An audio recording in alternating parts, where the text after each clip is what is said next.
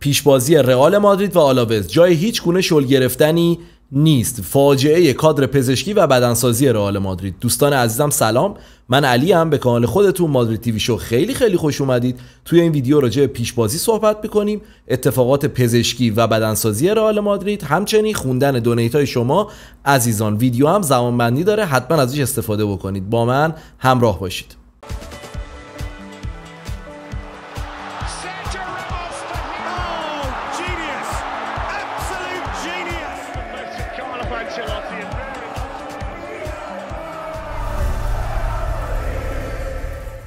سلام علیکم، خیلی مخلصم. با یک ویدیو دیگه در خدمتتون هستم. امیدوارم هر کجا که هستین سالم و سلامت باشید. ویدیومون دو بخش داره. بخش اول پیشبازی، وضعیت بدنسازی و پزشکی تیممون. بخش دوم خوندن دونیت‌های شما عزیزان یا صحبت با علی. ویدیومون هم زمانبندی داره و حتما ازش استفاده بفرمایید. من باید یه تشکر خیلی جانانه واقعا از شما بکنم. بوس به کله تک تکتون واقعا. چی بگم، ویدیوی بازی آرسنال خب برای من خیلی ویدیوها بوده که هزاران کانال دارن میسازن و ویو مادرید تیوی شو تاپ بوده، تعداد کامنت ها بالاترین حد بوده و ما هی رکورد خودمون رو زدیم راجع به ویدیو آرسنال. چی بگم که ظرف یک روز اول 50,000 نفر رو رد کرده بود. واقعا به هیچ شما من توش نقشی ندارم. اول از همه لطف خداست، دوم محبتی که شما من دارید. من فقط دارم انجام وظیفه میکنم و بوس به کلتون. چیزی که من توی این ویدیوها دوست داشتم، یعنی کامنت هایی که میخونم جواب میدم، یعنی هدف من این بوده که یه جورایی خب دیدید که بارسایی‌ها کامنت میذارن داشلی مثلا محبت دارم به من، آرسنالیا همینجور، طرفدارای تیم‌های مختلف، خود برای بچهای کامیونیتی بزرگ رئال خب 80% کامنت ها رئالیه. هدف من این بوده که همیشه علاوه بر جدا از اینکه راجع به تیم محبوبم صحبت بکنم، حالا خب ما یه کانال دیگه هم داریم فوتبال تیوی شو، راجع به همه اروپا اونجا صحبت بکنم، این بوده که بگم بابا اگر تو رئال مادرید هستی قهرمان میشی، از این قهرمانی تو اسپانیا کیف میکنی به خاطر که یه رقیب بزرگی مثل بارسا داری. اگه تو طرفدار بارسا هستی و از قهرمانی تو لیگ یا جلو افتادن لذت میبری به خاطر که یه رقیبی داری به اسم رئال مادرید و طرفداری این نیست که من به طرفدار بارسا فوش خار و مادر بدم یا بالعکس طرفدار نمیدونم بارسا به رئال مادرید فوش خار و مادر بده. نه، ما طرفدار تیممونیم، دوست داریم ببریم آرسنال رو، دوست داریم بارسا رو ببریم، ولی وقتی میبازی طبیعتا من اینجوریم، دوست دارم یه منطقی صحبت بکنم. اگه خوب بودم بیام بگیم خوب بودیم، اگه بد بودیم بگیم. ولی من هدفم این بوده و داریم بهش نزدیکتر میشیم به لطف خدا. و چی بگم، تشکر میکنم ازتون، یک دنیا ممنون از همتون که ویدیو رو دیدید، لایک کردید، کامنت گذاشتید. یعنی چی بگم، بوس به کلتون. ویدیو ریلز اینستای همین بازی با آرسنال تو یک روز 1 میلیون رو رد کرد. پیج اینستامون 2-3 روز پیش 95-6 هزار تا بود، الان 110,000 تاییم، تقریبا 107,000 تاییم. و مرسی. تلگراممون همینجور بچه‌ها. اینستاگرام مادرید تیوی شو روی صفحه میاد، شعبه دیگری نداره. من دیدم بعضیا میگن آقا دو تا نه، تلگراممون روی صفحه میاد، شعبه دیگه‌ای نداره، روی صفحه میاد میبینید. و درگاه حمایت مالی ریمیت که روی صفحه میاد، میتونید دونیت کنید و توی ویدیوهای بعدی خونده بشه. باز هم تشکر میکنم، خیلی به من لطف دارید واقعا. روی چشام جا دارید، روی سرم جا دارید، واقعا تاج سرید، عشق منید. بریم شروع کنیم. اول از همه آقا با چی؟ تولد داشتیم 1-2 روز پیش. 10 آوریل تولد روبرتو کارلوس افسانه‌ای بوده، بهترین دفاع چپ تاریخ و کسی که من باهاش طرفدار رئال مادرید شدم. حالا سر بازی با آرسنال اونجا جاش نبود بخوام بیام بگم، گفتم من یادم مونده اینو بگم که تولد کارلوس دوست داشتنیه و کی واقعا بهتر از کارلوس. بریم اول از همه طبق سنت راجع به تیم حریفمون صحبت بکنیم، راجع به آلاوز صحبت بکنیم. همونجور که میدونید ما دوره رفت تو برنابئو بچا 3-2 آلاوز رو بردیم تو بازی که خیلی زود دقیقه 1 به گل رسیدیم. فکر کنم لوکاس واسکز زده بود و تا دقیقه 47-50 ما بازی رو 3-0 کرده بودیم. اما متاسفانه دقیقه 80 و 85 گل خوردیم و اون بازی هم واسه خودمون خطرناک کردیم. یعنی اون بازی هم بردیم، جزو اون بازیایی که طرفدار رئال مادرید واقعا یه چیزی زیر گلوشه. من چی بگم، واقعا اون بازی هم نبود که بگیم 3-0 بردیم، چون نه 3-0 جلو بودیم 3-2 شد توی برنابئو و مهاجمشون که کیک گارسیا که مهاجم خیلی خطرناکی هم بود تو اون بازی خیلی خوب بازی کرد، گل زد.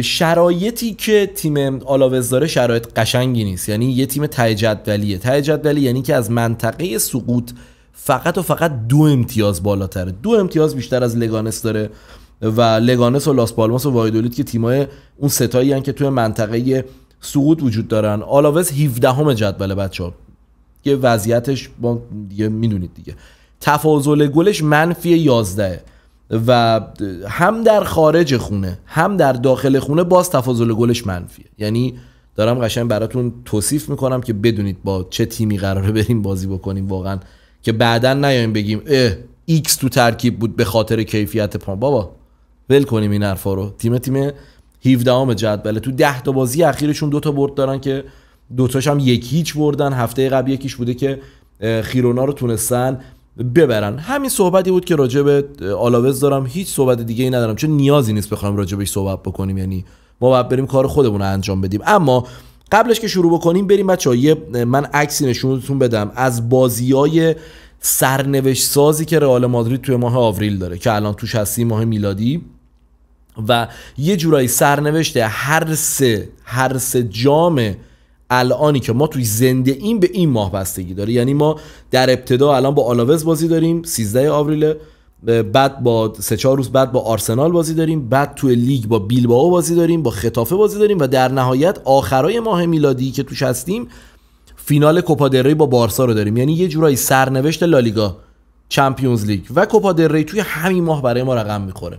حداقل برای به فرض میگم برای لالیگا میتونیم بفهمیم که آقا زنده هستیم تا اون موقع یا نه، هنوز تو کورس هستیم یا نه.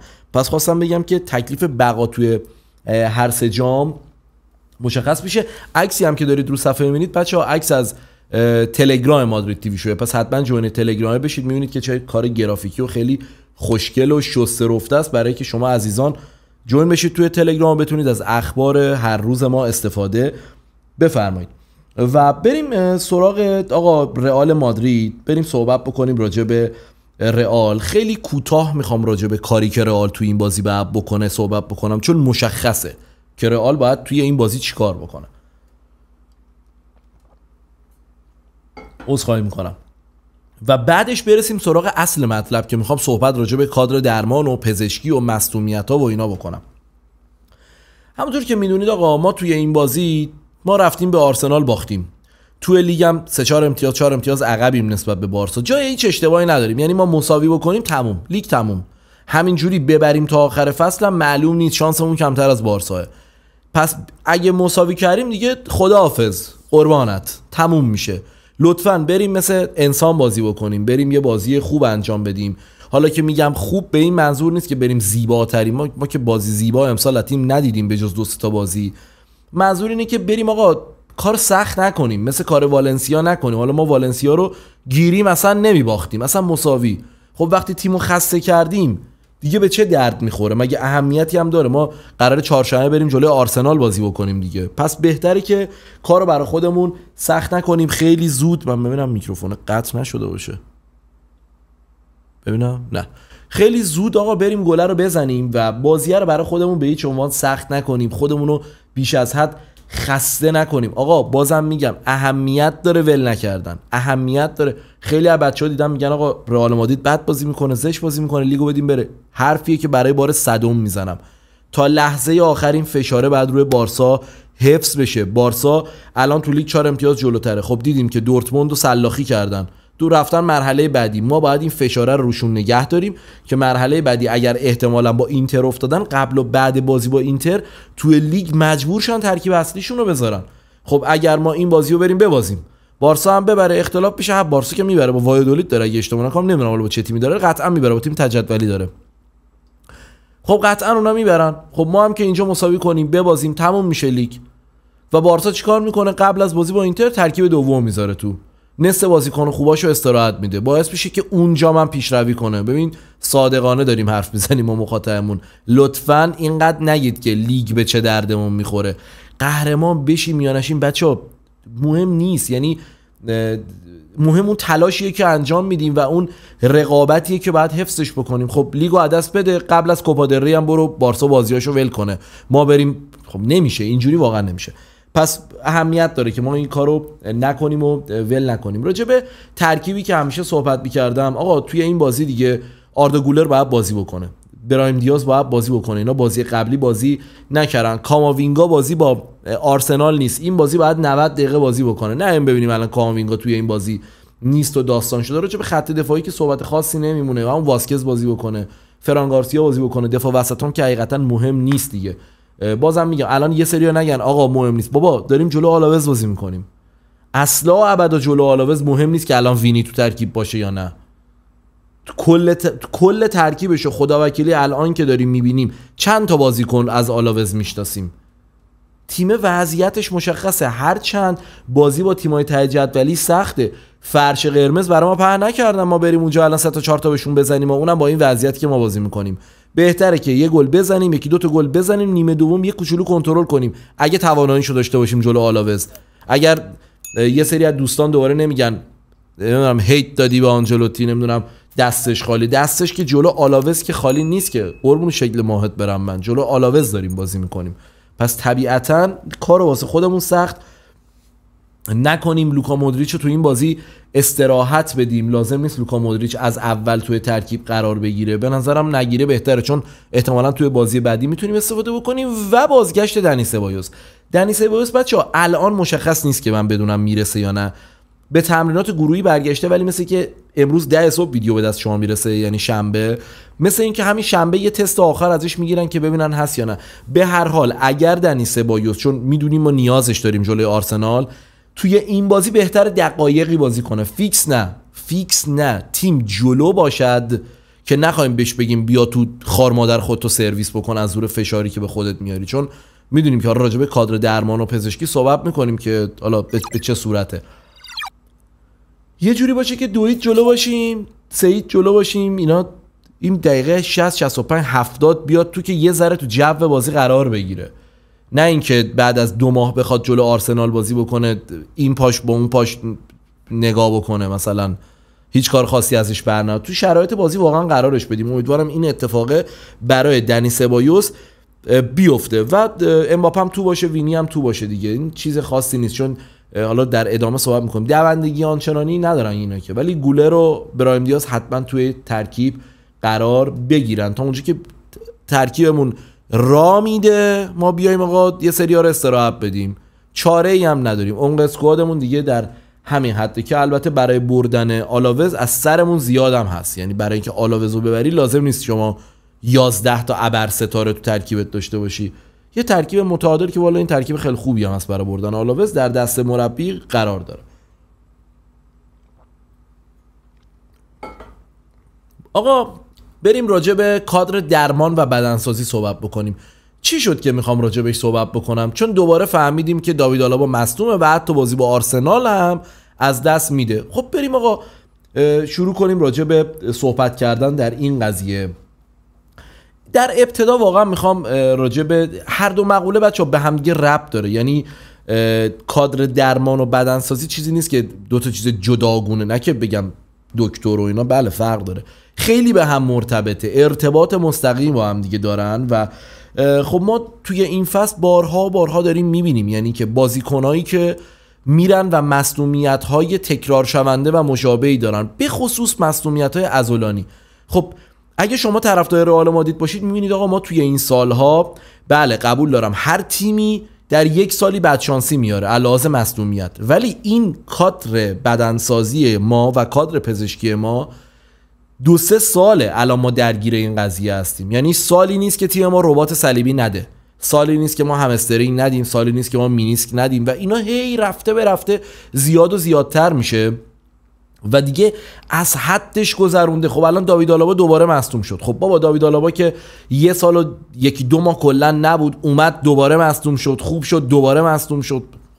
خب اینجوری واقعا به درد نمیخوره. یعنی شما نگاه کن، کارواخال که دفاع راست اصلی این تیم بوده ربات داده، ادر میلیتائو 2 بار ربات داده، نمیدونم داوید آلابا ربات داده، تیبو کورتوا ربات داده. خب بابا آخه دنی سبایوس بارها مصدوم شده، شوامنی و کاوینگا بارها مصدوم شدن، رودریگو مصدوم شده، برایم دیاز مدت طولانی مصدوم بوده. خب بابا این تیم هیچ وقت چرا کامل نیست؟ چرا یه رسیدگی نمی‌کنیم ببینیم آقا شاید واقعا اینا بد باشن، شاید واقعا کادر پزشکی رئال بده، بریم یه بررسی بکنیم. اینا تافته جدا بافته که نیستن.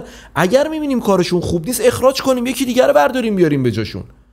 باز از اون حرفا نزنیم که آقا رئال مادرید مگه لیگ ایرانه. آقا خطای انسانی باعث میشه هواپیما سقوط کنه مثلا.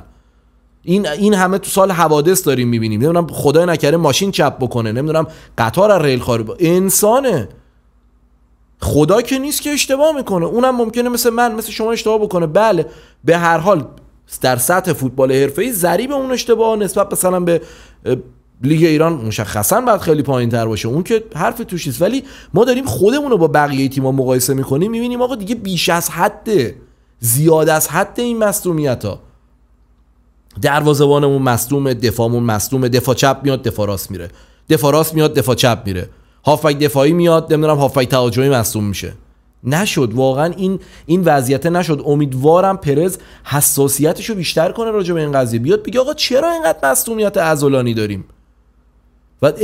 بعد ما این مصدومیت عضلانی داریم که حالا صحبت بکنیم میزان دوندگیمون به شدت پایینه.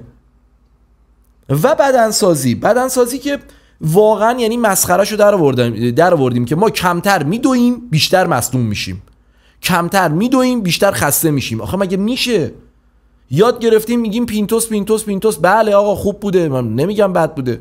یه ماسک برمی‌داری میذاری رو دهن اینا، پینتوس رفته ناسا. آقا اصلا ناسا رو ول کن، بازیکن‌ها رو بفرست اصلا برن مریخ. چه فایده داره وقتی اینقدر اینا خستن، اینا جون ندارن؟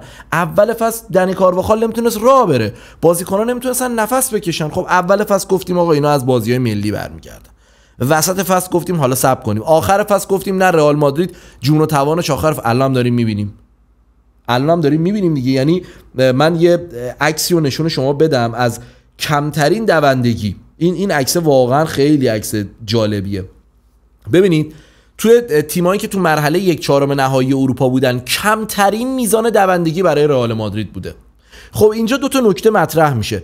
یه نکته مطرح میشه که آقا جان معمولا تیمی که صاحب توپ نیست، شما مشخصه دیگه، شما فکر کن الان دارید وسطی بازی میکنید تو کوچت هستن تو سالن فوتبال، اونی که داره دنبال توپ میدوه بیشتر جابجا میشه. پس تیمی که مالکیت توپو نداره میتواند بگه من آقا باید بیشتر بدوم چون مالکیت توپو ندارم. خب مثال درستش اینتر در مقابل بایر مونیخ. اینتر نمیخواست مالکیت داشته باشه، میگفت میخوام دفاع کنم، ولی 125 کیلومتر دویده و رتبه اولو بین 8 تیم داشته تو مرحله 1/4. چون تکلیفش با خودش روشنه. مربی میگه ما تیمی هستیم که میت بلاک و لو بلاک بازی میکنیم، خیلی برامون توپ گرفتن مهم نیست، پس دوندگی بازیکنان باید از همه بیشتر باشه که بتونم جبران کنم دیگه، بتونم بازپسگیری توپ داشته باشم. و توی این لیست می‌بینیم که اول اینتر، دوم بایر مونیخ، سوم بارسا. حالا سوالی که پیش میاد، بارسا هم مالکیت توپو داره هم دوندگی بیشتری داره. خب مشخصه وقتی با این وضعیت با این تیم‌ها روبرو میشی مشخصه که کارو میذاری زمین. آرسنالی که اومده 3-0 رئالو برده، خیلی جالبه بهتون بگم که تقریبا 114 کیلومتر دویده و رئال مادریدی که تیم 8م بوده علاوه دوندگی، پایین ترین تیم بوده تو مرحله 1/4 نهایی و مالک توپ هم جلوی آرسنال نبوده، 13 کیلومتر کمتر دویده. یعنی هر کدوم از بازیکن‌های ما، تازه دروازه‌بان رو بزنیم کنار دیگه، هر کدوم از بازیکن‌های ما حدود 1 کیلومتر 1.5 کیلومتر کمتر دویدن. خب بدنسازی داره چیکار میکنه؟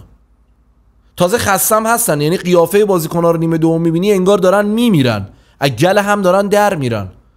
خب تو اون خراب شده، خب چه خبره بابا؟ یکی بره. من بازم حالا اگه میگم هی گیر میدم به داوید آنجلوتی، منظور کل تیم اون آنالیزوره. بابا یکی بره بیاد بگه فلانی، آقای مربی، آقای کمک مربی، آقای آنالیزور، بدنساز، پزشک، نمیدونم آمپول زن، هر کی که تو اون باشگاه داره کار میکنه، حتی بابا جان ما رتبه 8م دوندگی هستیم، چرا این انقدر خستن؟ هم کمتر میدویی، هم زودتر خسته میشی، هم بیشتر مصدوم میدی. این دیگه نوبره. چیزی که فقط داره تو رئال مادرید اتفاق میفته. اگه بازیکنای اینتر الان مصدومیت عضلانی بگیرن، خب من میگم حاجی حق دارن. 125 کیلومتر دویدن، ما 100 کیلومتر دویدیم. بچه‌ها 100 کیلومتر دویدیم. میدونی یعنی چی؟ یعنی اینکه اینتر 25 کیلومتر بیشتر از ما دویده. یعنی هر بازیکن اینتر نسبت به بازیکن هم پستش تو رئال مادرید بیش از 2 کیلومتر بیشتر دویده. فاجعه است این آمار، فاجعه است. و حالا آمار بعدی که وجود داره که ما میخوام بگیم آقا این دوندگیه چقدر میتونه مثبت باشه.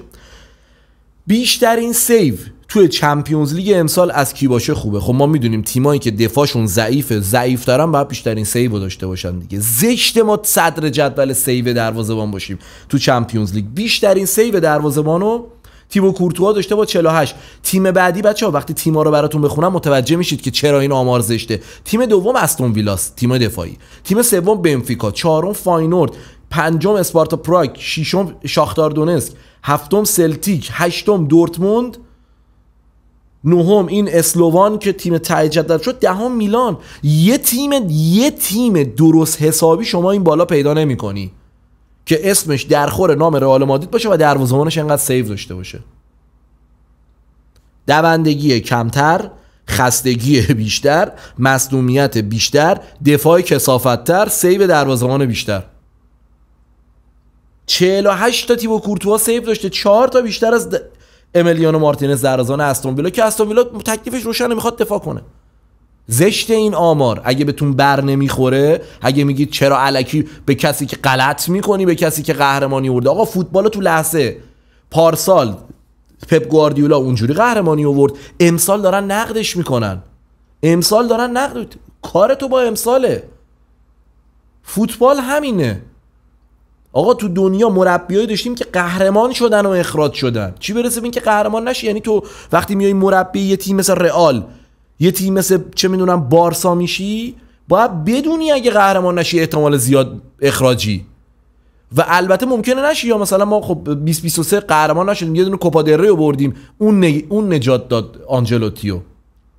چمپیونز لیگ نیمه نهایی اوت شدیم. خب به هر حال اتفاقی که افتاد اینه که تو لیگ هم خب قهرمان نشدیم، به تیم ژاوی باختیم لیگو.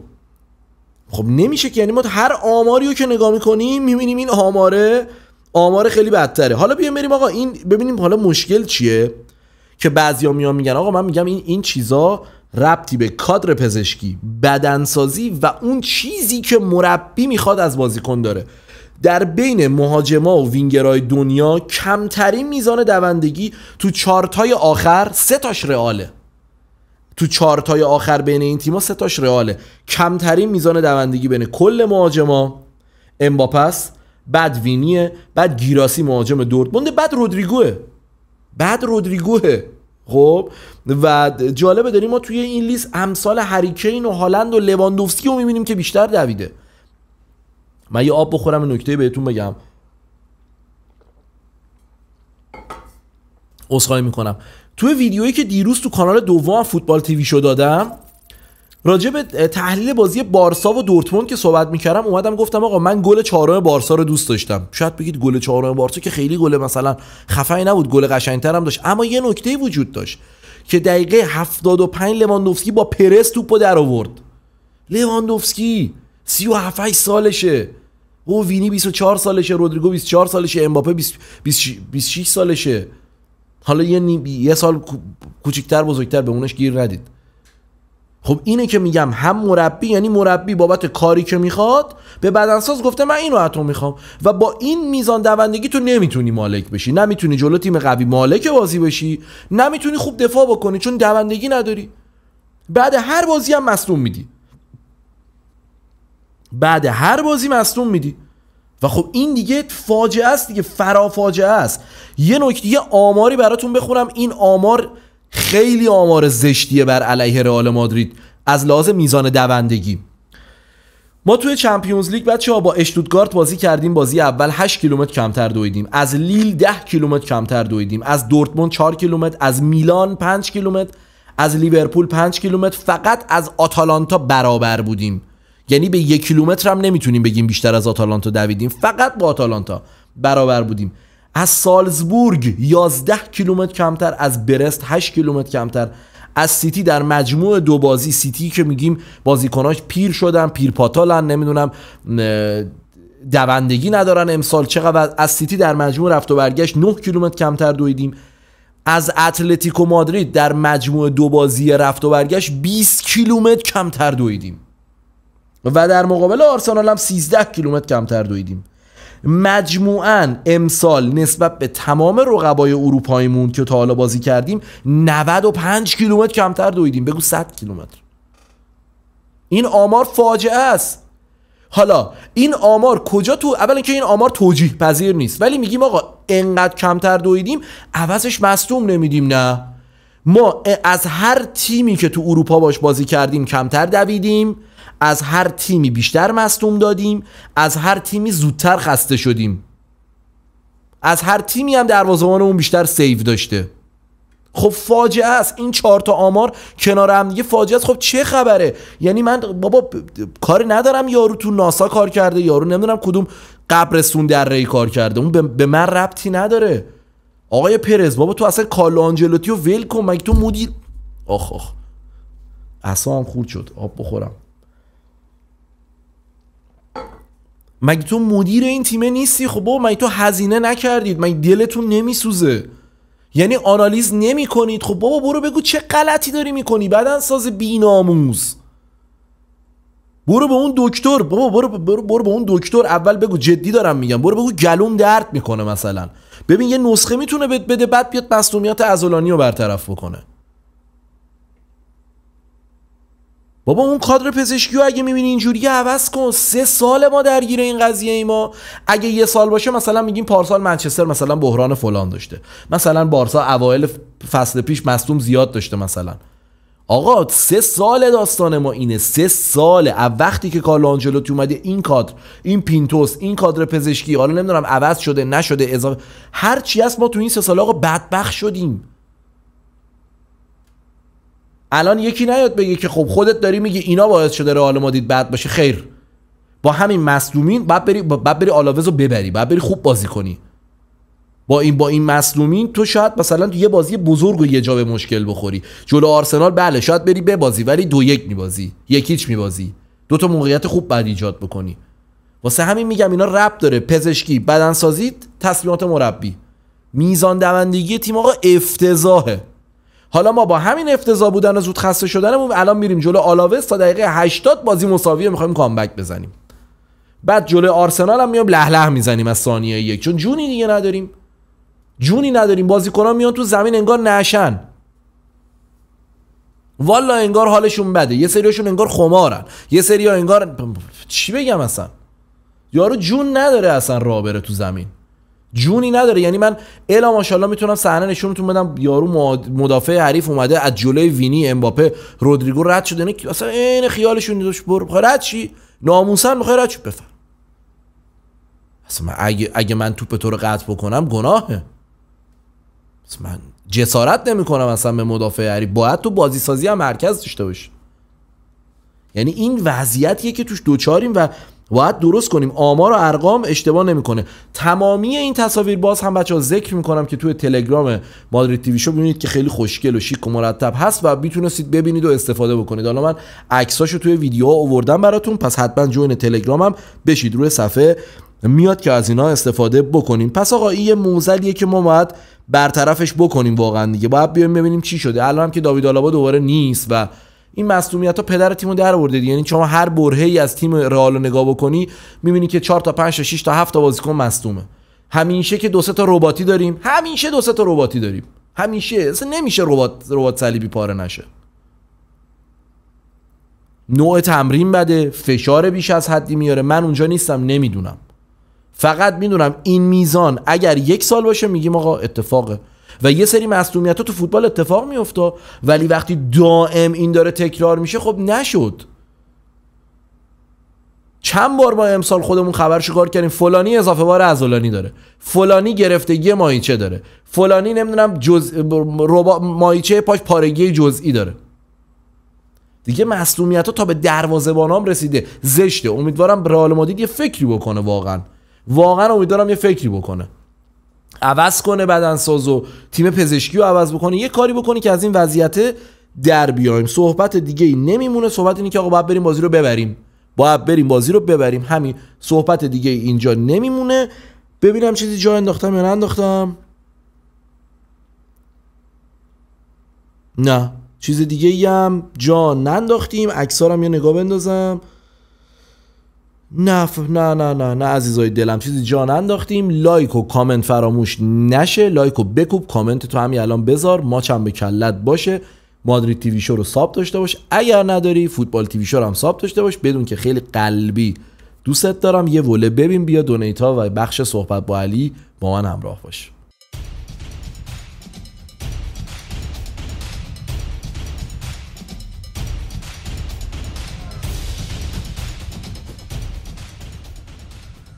با بخش دوم در خدمتتون هستم. مرسی که مادرید تیوی شو حمایت میکنید از مادرید تیوی شو. توی تلگرام، توی اینستاگرام، نمیدونم توی لایو چت ها حضور پیدا میکنید، لایک میکنید، کامنت میذارید، توی یوتیوب ویدیو رو شیر میکنید. بوس به کلتون، خیلی دوستتون دارم. و دیگه اون دوستان عزیزی که دونیت میکنن، سوپر تانکس میزنن، که دیگه دمتون هم گرم. و حالا اینو اول ویدیو یادم رفت، ولی واقعا مادرید تیوی شو بچه‌ها نیاز به اسپانسر داره. اگر دوست دارید اسپانسر ویدیوهای یوتیوب ما بشید، حتما اعلام آمادگی بکنید. کجا؟ توی دایرکت اینستا، توی تلگرام مادرید تیوی شو آندرلاین ایدی که توی کانال تلگرام برید هست. اونجا میتونید پی ام بدید و ببینیم شرایط به چه صورتی شاید تونستیم یه همکاری داشته باشیم. دمتون هم گرم. بریم سراغ سوپر تانکس ها و ویدیوهاشو نشونتون میدم دیگه. ویدیوهای سوپر تانکس ها که ببینید کیا زدن و ویدیو بچهای ریمیت هم نشونتون میدم. نفر اول آقای فرهاد نوشته مرسی از تحلیل‌های قشنگت داداش، خیلی نیاز داشتم بشنوم یه تحلیل قشنگ از بازی‌های افتضاح این فصل رئال. چاکرتم فرهاد جان، چاکرتم. دم شما هم گرم. آقای رفیع عزیز نوشته سلام و خسته نباشید. گفتم یه یادآوری بکنم. سلام فضات شم، سلامت باشی. خوزه مورینیو میگه هیچ تیمی شکست ناپذیر نیست، همه تیم‌ها شکست می‌خورن، ولی وقتی رئال مادرید شکست می‌خوره همه خوشحال میشن چون اونا بهترینن. حالا مادرید فوراور. دقیقاً. اصلا گفتی خوزه، دلم پر میکشه برای خوزه، عاشقشم به خدا. نفر بعدی، دوتا سوپر تانکس بعدی، آقای ویرین نوشته خیلی دوستت دارم علی. من چاکرتم فضات شم، منم دوستت دارم و دمتون گرم. نفر بعدی خودشون دوباره سوپر تانکس دادن، نوشته که میای فیفا بازی کنیم. والا گفتم به بچه‌ها، خیلی‌ها میگن فیفا و اینا، چون این استای شخصیمو دیدن و میگن تو اتاق گیم فلان و بیسار. من فیفا رو داشتم واقعیتش رو PS5 رو، چون 5 پرو اومد 5 رو فروختم و دیگه این دیسک نمیخوره. خب واسه همین ندارم الان فیفا رو، ولی تابستون یه کاری میکنم. حالا با بچه‌ها احتمالاً شاید یه کاپی، یه چیزی تو تلگرام، یه چیزی برگزار کردیم، ولی تابستون نه الان. دم شما هم گرم. و بریم سراغ بچهای ریمیت. دو تا دونیت. اول آقای لفت هند اسنایپر نوشته سلام داش علی، ازت ممنونم بابت محتوای خوبت. خلاصه میگم به نظرم بهترین تصمیم شاید الان برای رئال این باشه که آنجلوتی همین امروز اخراج بشه. دلیل هم داره حرفم، این که لااقل یک فصل بدون جام آبرومند رو داشته باشیم، چون به نظرم حتی اگه سولاری هم بیاد بالاخره چیزی جز این فوتبالی که بازی میکنیم، یعنی منظورشون این که همینجوری بازی میکنیم. دونیت بعدیشون در ادامه هم بگم به عنوان کسی که سال 2004 هوادار رئال مادرید به اندازه کافی چمپیونز لیگ و جام دیدم، اما اینکه یک تیم خوب بازی کنه و جام نبره خیلی بهتر از اونی که به این شکل بازی کنه و تحقیر بشه. فلسفه‌ای که رئال بازی میکنه و استفاده میکنه از اول فصل هم بوی موفقیت نمیداد. ممنون از توجهت. مرسی از شما و تشکر میکنم ازتون. نظرتونه دیگه. حالا اخراج الان آنجلوتی یه ذره نمیدونم، ولی در صورت نظر شماست و محترمه. ممنونم. نفر بعدی آقای پیمان رئال اف سی نوشته سلام، به نظرم آنجلوتی، یا بهتر بگم مرد 2000 چهره، داخل برنامه مسعود 60 سریال مهران مدیری بازی میکرد توی دنیای فوتباله که پاش باز شده توی رئال مادرید و در آخر کارلو 60 تا یه جای شانس باهاش یار بود، در آخر گندش در اومد که واقعا مربی بیدانشیه و دیگه جلو آرسنال خودشو نشون داد. علی جان شما افتخار ما رئالی هستی. من نمیتونم این حرف رو تایید کنم، نمیخوام بگم کارلو آنجلوتی بیدانشه، من اصلا این حرف رو نمیخوام بزنم، اما عملکرد این فصل کارلو آنجلوتی واقعا بد بوده به دلایل مختلفی که احتمالاً شاید تو پیشبازی رئال آرسنال بیشتر راجع بهش صحبت بکنم. عشق منی. نفر بعدی آقای محمد نوشته سلام، من پدر بزرگم 2 ماه پیش فوت کرده و مادر بزرگم 1 ماه پیش فوت کرده. خدا رحمت کنه جفتشونو و امیدوارم دیگه غم نبینی. افسرده شدم. یه دلخوشی داشتم، اونم رئال مادرید بود که اونم آنجلوتی ریده توش. چی بگم، امیدوارم خدا به صبر بده و زودتر دیگه هم داغ نبینی، واقعا دیگه هم داغ نبینی و زودتر بتونی به روال سابق زندگیت برگردی. نفر بعدی، چند تا دونیت بعدی، آقای عباس کرمانشاهی عزیز که همه دونیتاش هم 3000 تومانیه، دمش گرم، 4-5 تا فکر کنم دونیت کرده. نوشته سلام و خسته نباشی علی جان، اول دونیت برای تشکر و کم کردن ناراحتیمون از شکست است، فدات شم. دونیت های خوشگل باشه بعد از نتایج خوب. چند تا نکته بگم. یکی به رفقای فوتبالی، این که فوتبال هم مثل زندگی بالا پایین داره، گاهی بهتره یه ضربه خیلی محکم بخوری تا بفهمی که کار دیرات داره. وقتی کجدار مریض کار جلو میره، دونیت بعدیشون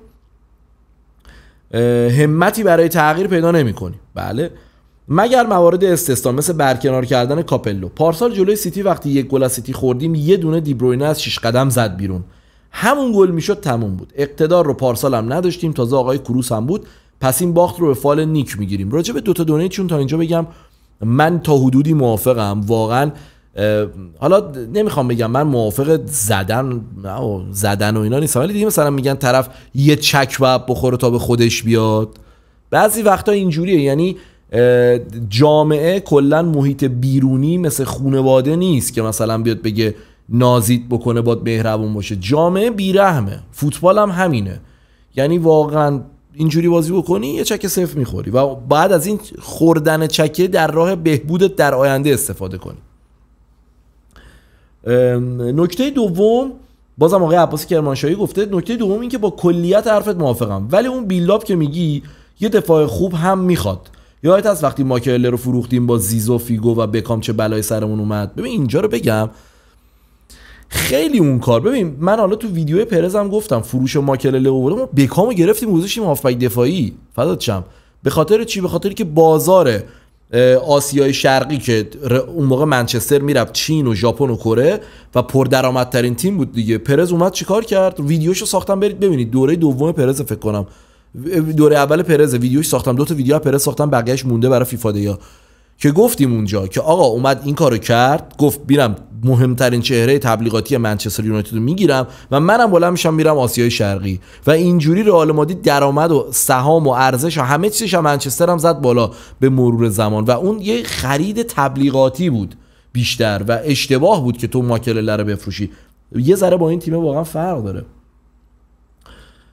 کاسمیرو رفت و جاش کسی نیومد. شومنی و کاما بی ثبات هستن، 80% بگو 90% اشتباه کارلتو، ولی بیلداپ از عقب و دفاع دفاعی ضعیف. ببین آره قبول دارم، من نمیخوام بگم بله دفاع باید دفاع پا به توپی باشه. میدونی من چی میگم؟ من میگم اگر به چشم یک تک بازی با آرسنال نگاه بکنید فرمایش شما صحیح، ولی وقتی تو برنابئو داری مثلا جلوی چه میدونم تیم پرسپولیس تهران بازی میکنی، جلوی استقلال بازی میکنی، که قربونت برم نمیتونی بگی مثلا دفاع یکی از دفاعان بیلداپ کردنش خوب نیست. میدونی بعد زور بگی یه جایی به حریف. ما ندیدیم امسال رئال به تیمی زور بگه. دونیت بعدیشون امیدوارم کارلتو بره با احترام و دفاع تقویت بشه و ثبات تو هافبک بیشتر بشه، تنوع تو عملات کمه، پاس تو در همکاری چند نفره و تحرک تو حمله کمه. موافقم.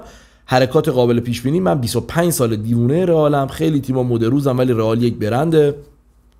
کاملا با شما موافقم. روزای بدتر هم بودم ولی هرگز رئال در ضعف نمیمونه. دایرکت این اسم چک بکن. من دایرکت خیلی ها رو جواب میدم ولی رندومه. چرا؟ چون مادرید تیوی شو روزی 400 تا دایرکت داره. این استای خودم که خب بچه‌ها از توی مادرید تیوی شو برداشتن، روزی 100 تا 200 تا میاد. تلگرام هست، کامنت هست، واقعا نمیشه. رندوم جواب میدم و خیلیاتون رو مطمئنم که جواب دادم و میدونید که جوابم میدم با وایس جواب میدم. نهایت احترامو میذارم واقعا به مخاطبم ولی رندومه، واقعا نمیشه. اصلا من چت یکی رو وا کنم بنویسم سلام، یه ساعت بعد بیام 200 تا رفته پایین، حالا 100 تا پیام دایرکت اومده روش، واقعا نمیشه. دم شما هم گرم. نفر بعدی آقای امیرعلی نشته اما علی سلام، خیلی با ویدیوات عشق میکنم. خواستم بگم من توی فست فود کار میکنم، موقع کار هندزفری میذارم، صداتو میشنوم. دوباره که رفتم خونه میبینم ویدیو رو که روی گلتم دیده باشم. بوس به کلت، خستم نباشی و ایول. آدرس میدادی میومدیم مشتی. و اینکه نظرت چیه پوچتینو سرمربی رئال بشه؟ اگه یه روز گفته اگه یه روزی اومدی بابل سر خوشحال میشم ببینمت. بوس به کلم رئالیه. دمت گرم، مرسی که اینقدر مهربون و مشتی هستی. من خب چندین سال کافه رستوران ایتالیایی داشتم، هنوزم البته دستی بر آتش دارم توی این قضیه، ولی خب دیگه نمیرسم برم. خیلی غذاها رو بلدم و مثلا ایتالیایی‌ها رو انواع پاستا، استیک‌ها اینا بلدم، ولی خب ایرانی نه. دمت هم گرم. و پوچتینو نزدیک‌تر از پوچتینو داریم، واقعا بهتر از پوچتینو موجوده. نمیخوام بگم پوچتینو مربی بدیه، ولی دمت گرم. نفر بعدی یه آب بزنم. آقای سایکو، سلام داشت علی. من ویدیو قبلی که هرچی گفتی برعکس شد، منظورم این بود که هرچی گفتی که رئال باید انجام بده تا جلوی آرسنال موفق بشه بود که ضررش رو هم دیدیم. آها متوجه شدم، یعنی که کارهای منو انجام ندادن. بله دقیقاً. وگرنه هرچی راجع به آرسنال گفتی دقیق درست بود. عشقی و چیچی آنجلوتی دیگه نمیتونم بخونم اونو. عصبانی آقای سایکو، عصبانیه. نفر بعدی پسر مادریدیستا. فکر کنم آنجلوتی و پسرش تاکتیک رو با تیک تاک اشتباه گرفتن. این خدا بود، این خدا بود، یعنی خیلی خوب بود. راست میگی، اون تیک تاکه. آره یه کارهای دیگه توش میکنن. تاکتیک یه مقدار متفاوته، یه ذره باید بیشتر راجعش وقت بذاری. خدا بود این نشته به قول سیاوش قمیشی تاک چه تیکی. خیلی خوبه این دوستمون. اسمش چیه؟ پسر مادریدیستا. ای کاش که اسم داشتی، خیلی باحال نوشته بودی. دارم از قصه دق میکنم. آنجلوتی مادر کاپوچینو برو دیگه. خیلی خوب بود این واقعا اصلا شادمون کرد تو این وضعیت. خیلی دونیت باحال و بانمکی بود واقعا. شاید بعدن از این تیکت استفاده کنم. تاکتیک نه تیک تاک. عالی بود. نفر بعدی آقای روحام محبوبی نوشته سلام علی جون، خوبی؟ چاکرم، تو خوبی؟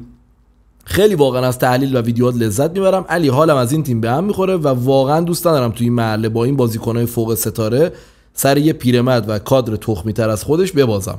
از اون مهمتر بیایید حق رو بپذیریم. من با این تیم از تقابل با بارسا میترسم.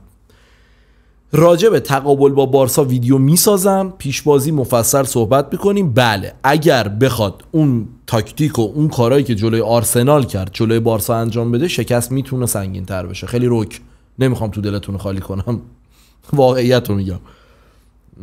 نفر بعدی پاپا پرز کبیر. سلام علی جان، امیدوارم خوب باشی. من به عنوان یه بارسایی واقعا اومدم ابراز همدردی کنم و خسته نباشید بهت بگم. چاکرم داداش. من موقعی که چند ثانیه تو دوربین نگاه میکردی و چیزی نمیگفتی، واقعا خستگی، حسرت رو تو صورتت میدیدم و واقعا بابتش متاسفم. رئال سالهای بدتر از اینا رو تجربه کرده، مثل همین چند سال اخیر. تا همینجا بگم بوس به کلت و مرسی واقعا از این دونیتت، قشنگ درک کردی. دونیت بعدیشون و 1-2 سال بعد از رفتن کریس. اما خب قطعا رئال برمیگره و رئال بهترین تیم چمپ هستش رو باید قبول کرد. اما چیزی که درک نمی‌کنم اینه که یک سری از هوادارهای رئال، مخصوصا دوستام، سری بعد از باخت میان و میگن این رئال من نیست و من طرفدار رئال این تیم نیست، رئال حاضر نیستم، که یکم برای من دور از وفاداریه و درکش نمی‌کنم. خسته نباشی. کاملا موافقم. من قبلا گفتم بچه‌ها اگر شما توی خونتون مثلا یه اتفاقی میفته، به فرض میگم در خونتون خرابه، قفلش مثلا خرابه، نمیاد که مثلا دور از جون تو خونه سر بابا مامانتون داد بیداد بکنید، که بعد بری قفله رو عوض بکنی. اگه تلویزیون سوخته مثلا بابای بگیره بچه رو بزنه، این مشکل حل نمیشه، باید بری تلویزیون رو تعمیر کنی. منم قبلا گفتم من 98 طرفدار رئال شدم، بچه بودم، یه چوسه بچه بودم، طرفدار کارلوس بودم که تولدش هم 2 روز پیش بوده. طرفدار رئال هم بارها گفتیم، ما تو 10 سال گذشته 6 تا چمپیونز لیگ بردیم. من خودم به شخصه تا 30 سال لیگ هم نبریم برام مهم نیست، نمیگم از خودم نبریم، دیدم 9 تا چمپیونز لیگ دیدم. یه مقدار باید صبورتر باشیم. ما شاید یه نکته هم بهت بگم آقای بارسایی که دونت کردی، شاید به دلیل اینکه رئال واقعا امسال قشنگ بازی نمیکنه و طرفدار رئال خسته شده از این سبک بازی کردن، احتمالاً شاید منظور این بوده. دمت گرم. نفر بعدی رامبد از سنندج. علی جان 2 تا نکته هست که میگم و میخوام نظرتو بدونم دربارش. اول اینکه یه سی بهم میگه تو رئال مربی سالاری وجود نداره و آنجلوتی نمیتونه برگرده وینی بگه برو رو نیمکت بشین و باید حتما فیکسش کنه. نمیدونم به خدا آخه این یه چیزیه که من بعد اونجا باشم. فکر نمی‌کنم آخه آنجلوتی خودش کمتر از وینی نیست، والا خیلی بیشتر از وینیه. دومی که به نظرم هر مربی تاریخ انقضایی داره و تاکتیکاش تا یه جایی و کارلتو تاریخش تموم شده. من خودم اعتقاد دارم رئال مادرید نیاز به تفکر جدید داره. مرسی از شما آقای رامبد عزیز. نفر بعدی آقای آرمان نوشته سلام عمو علی، صحبتم درباره آنجلوتی. آخه آنجلوتی لعنتی تو داری با بهترین بازیکن‌های دنیا چیکار میکنی؟ یعنی واقعا اگه علی جان خودت جای اون پسر احمقش رو نیمکت بودی تیم اینقدر بد نبود. اینو آقا نمیخوام تعریف خودم بکنم ولی نمیخوام بگم خدا شاهده رئال بد آنالیز کرده بود آرسنالو، یا اصلا میتونم بگم آنالیز نکرده بود، همون کاری که جلو بارسا که جلو آرسنال که جلو اتلتیکو که جلو والنسیا هم میکنه. اینجوری اسمش آنالیز و تاکتیک نیست، واقعا تیک تاکه به قول اون دوستم. مشکل دقیقاً خودت یا آقای آنجلوتی، یا برو یا تاکتیک جدیدی رو بساز. والا رودیگر بیشرف نیست، رودیگر بیشرف نیست، خودت بیشرفی. حالا مادرید چی بگم. آقای کیان علی جان این خیلی بده که بعد از بازی با آرسنال هوادارشون بهمون گفتن شما مثل تاتنهامید. ببین چقدر این تیم تو اروپا تأخیر شده این فصل که واقعا آنجلوتی فلان برو دیگه. ببین این میشه کلکل سخیف. من نیستم اینو، یعنی من احترام میذارم، بردم به طرفدارای آرسنال تبریک گفتم، ولی اصلا جایگاه دو تا تیم تو اروپا مشخصه دیگه، یعنی بحثی وجود نداره. ببین میدونید مثل چی میمونه، مثلا اینمونه که پراید بیاد مثلا بغل بنزه مثلا بیاد بهش بگه که مثلا بنزه تو تعمیرگاه باشه به فرض، پراید از جلو تعمیرگاه چجوری مثلا خرابی تو درست میشه، بعدم میاد پارت میکنه. خب میدونی یعنی مقایسه رئال اینا، میره رئال دیگه مشخصه تو فوتبال میراثش چیه. آرسنال بهتر بوده باید تبریک بگیم برای اون بازی، تموم شد رفت. نفر بعدی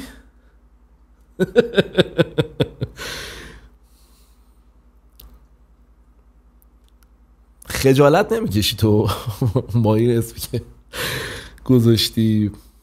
من که البته نمیدونم یعنی چی، خودت میدونی. نمیدونم لوله کشی که به بهانه کار پنجشنبه میره خونه تباس یعنی چی؟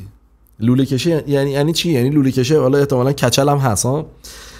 آقا خیلی‌ها لوله کش هم میرن خونه، حالا چه ربطی داره این پنجشنبه؟ من نمیدونم. خیلی آدم فکر کنم تو آدم دارک و منفی هستی. فدات شم. نوشته سلام علی جان، یک سال از پیش بازی بیلبائو دارم چنلت رو دنبال میکنم، یعنی ویدیو دوم فکر کنم یا ویدیو اول، نمیدونم، فکر کنم ویدیو دومه، نمیدونم یادم نیست. ممنون که اینقدر محتوای قشنگ و دقیق راجع به رئال درست میکنی، واقعا دمت گرم. چاکرتم. اسمت خیلی دارک بود، خیلی دارک بود آخر. لا اله الا الله. نفر بعدی آقای ارشیا. سلام علی عزیز، من بارسایی ام، فکر نکنم آنجلوتی مربی بی تاکتیکی باشه، چون شما در نظر بگیر اگه به امباپه و وینیو جود بگی هیچ کاری تو بازی انجام نده احتمالاً یه دونه گل رو بزنن، و اگر یه مربی تلاش کنه که بی تاکتیک باشه نمیتونه اینقدر فاجعه بازی کنه. قطعاً این یه جور تاکتیک هنر میخواد این مدلی بودن. ببین گفتم دیگه، ببین هر کاری ابزار میخواد، یعنی مثل این میمونه که شما الان بری چه میدونم یه کت شلوار خیلی گرون قیمت بخری یا بهترین برن، بعد بری پیست اسکی، بعد بگی آقا دارم میلرزم. خب بابا اون برای چیز دیگه ایه. یعنی رئال هم همینه. ببین 4 تا بازیکن تهاجمی میذاره، بعد تصمیمم نداره که تهاجمی بازی بکنه، میگه من میت بلاک رو به لو بلاک میخوام. خب نمیکنه اینا، کاری نمیتونه از پسشون بر نمیاد واقعا، میدونی، به خاطر اینه. نفر بعدی آقای بلک لیست. سلام علی جون، من 17 سالم، از وقتی یادم میاد طرفدار رئال هستم و همیشه آرزوم بود برم برنابو، که امسال عید با خوشحالی زیاد رفتم مادرید. بعد فکر میکنی کدوم بازی شاهکار رئال جلو والنسیا. وای پسر، شانس و بخت و اقبال و بعد این همه سال بری برنابو. البته خود برنابو صفا داری درش، بعد اون بازی رو ببینی، اون بازی کثافت رو ببینی. پسر تو خیلی بدشانسی، خیلی بدشانسی. نمیدونم انصاف است که من اینطوری با آرزوم رسیدم یا نه، ولی واقعا وقتی 2-1 شد باید ورزشگاه رو میدیدی. ای کاش میگفتی جو ورزشگاه چطوری بوده، هوادارا داشتن تخمه میشکوندن یا نه، کتاب میخوندن یا نه. ولی پسر تو خیلی خوش شانسی این که رفتی اونجا. آرزوی خیلی از ماست که بریم برنابو رو ببینیم، ولی بد شانس همون که 2-1 ببازی. آخه ای کاش ویدیو میگرفتی برا من، مرد حسابی. اسمت چی بود؟ نمیشتی بلک لیست یه ویدیو میگرفتی میفرستادی، فدات شم، ولاگش میکردیم، قرونت برم من. نفر بعدی آقای وایکینگ مادریدیستا. سلام داش علی، من یه مادریدیستا به شدت متعصبم، می‌خواستم یه گپی با هوادارانمون بزنم. همه تیم‌ها افت داشتن. اگه هوادارهای بقیه تیم‌ها مسخرتون کردن یادآوری کنید که رئال از کل تاریخشون قهرمانی داره و این قهرمانی‌ها ادامه دار خواهند بود. ما برمیگردیم 100% با یه چهره ترسناک دوباره کابوس اروپا خواهیم شد. حالا مادرید تا ابد. بله کاملا موافق شما هستم. نفر بعدی آقای وایکینگ مادریدیستا نوشته لقب تیمو وایکینگاست. داش علی به خودت و هوادارا قول میدم تیمو با سرمربی جدید برمیگره و میشه فرشته مرگ تمام اروپا، درست مثل حملات وایکینگا به قلمروهای دیگه. فکر کنم تو وایکینگا رو مثلا خیلی دوست داری. غروب مادرید هیچگاه طولانی نخواهد بود. زنده باد مادرید و مادریدیستا توی تمام دنیا. چاکر داش علی و تمام خانواده مادریدیستا. عشق منی عزیزم، دمت گرم. نفر بعدی علی رئالی. اگه می نوشتی علی رئال که میشد لقب خودم. نوشته سلام عمو علی، گل خسته نباشی، خیلی عشقی، چاکرم. واقعا شایعه بعدی بود جلوی آرسنال و همه داغون شدیم، ولی دو تا نکته بگم. اول اینکه ما رئال مادریدیم، بله. دوم اینکه این لیگ قهرمانان نیست، لیگ رئال مادرید هستش، بله. ما توی 6 دقیقه به سیتی 2 تا گل زدیم، الان که 90 دقیقه فرصت داریم. ان شاءالله با یه بازی خوب کامبک تاریخی میزنیم ان شاءالله. چرا که نه. راجع به میزان امیدمون و بعد چیکار بکنیم تو پیش بازی با آرسنال مفصل صحبت دارم. نفر بعدی آنجلوتی مساوی است با امیر قلعه‌نویی. نشه سلام علی آقا، خسته شدم واقعا از این تیم. اول فصل میگفتیم امباپه، الان میفهمیم اصلا از پایه مشکل داره آنجلوتی فلان. دیگه امروز تو مدرسه دهنمو سرویس کردم. من خیلی خودمو کنترل کردم، حالم خیلی بده. آخه آرسنال باختن داره، خدا لعنتت کنه آنجلوتی. از آنجلوتی میپرسن از ترکیب مورد علاقت چیه، میگه نوشابه با کیک. لعنتی اینا چجوری به ذهنتون میرسه؟ واقعا چجوری به ذهنتون میرسه نوشابه با کیک؟ ولی خوشمزه بود نوشابه با کیک. یادمه اون قدیما، حالا به سن شما قد نمیده، الان که همه 60 رنگ نوشابه است. من یادمه سپرایت مپرایت و اینا بود، سبز، شیشه ها سبز و اینا، ما میرفت بعد شیشه ها رو پس میدادی بعد وا میکردیم. اول میگفتیم چرا سبز نیست پس توش، فکر میکردیم مثلا بعد خودش سبز رنگی که اینجوری شده، مثل کوکا مثل فانتا. بعد فوتبال میرفتیم نوشابه و اینا. اصلا یه وضعیتی خیلی خوب بود، یادش بخیر. و اینکه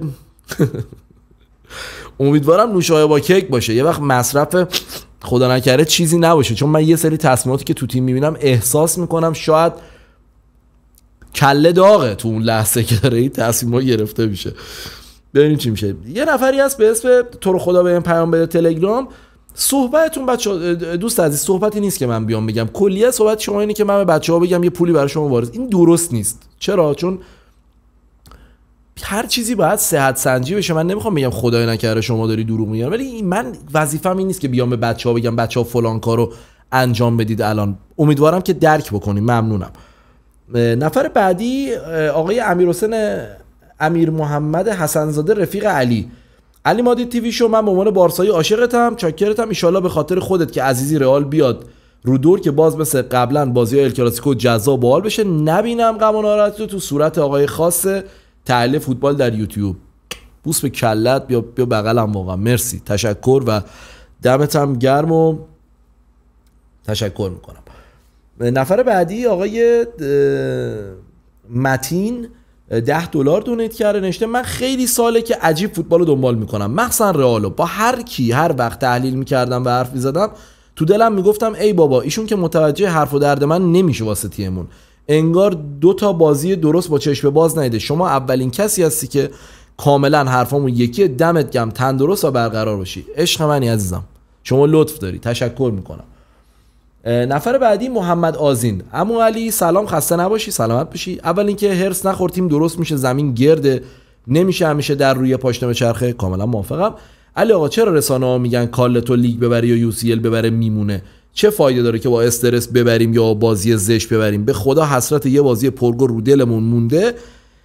بعد لطفا بگین سبک کلوب هجومیه یا دفاعی؟ کلوب هجومیه دیگه قربونت برم. دفاعی چی؟ از ثانیه 1 پرس میکنم. دم شما هم گرم.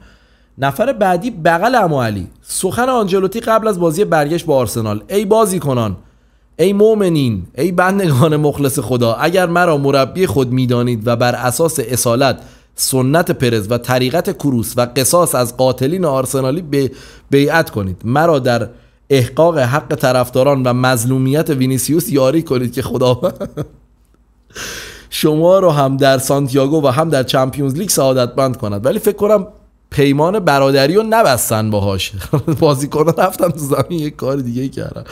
دمت گرم، خیلی باحال بود. نفر بعدی آقای متین ابراهیمی گفته نظرت راجع به مربی برای فصل بعد چیه؟ آنجلوتی، کلوب، ژابی آلونسو. مرسی که دانش فوتبالی رو زیاد می‌کنی و اینقدر به تایم ویدیوهات متعهدی. یه وقتایی هم به خود استراحت بده. وظیفمه که آن تایم باشم.